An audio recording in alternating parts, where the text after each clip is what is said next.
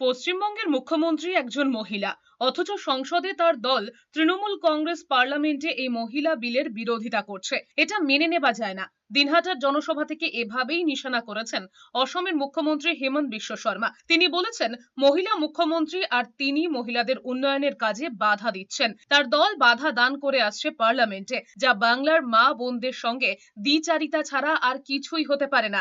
শুধু তাই নয়, হেমন্ত আত্মবিশ্বাসের সুরে বলেছেন, পশ্চিমবঙ্গে বিজেপি ডাবল সেঞ্চুরি করবে। সেই সঙ্গে বাংলায় বিজেপি সরকার এলে অন্নপূর্ণা ভান্ডারের পাশাপাশি বাড়ি বাড়ি চাকরি হবে বলেও আশ্বস্ত করেছেন। বাংলাদেশ সীমান্ত সংক্রান্ত ইস্যুতেও মমতা বন্দ্যোপাধ্যায়কে কটাক্ষ করেছেন হেমন্ত বিশ্ব শর্মা। महिला आरक्षण का बिल थे, ममता जी खुद महिला मुख्यमंत्री है, लेकिन महिला आरक्षण का खिलाफ वो जाके वोट देके आए।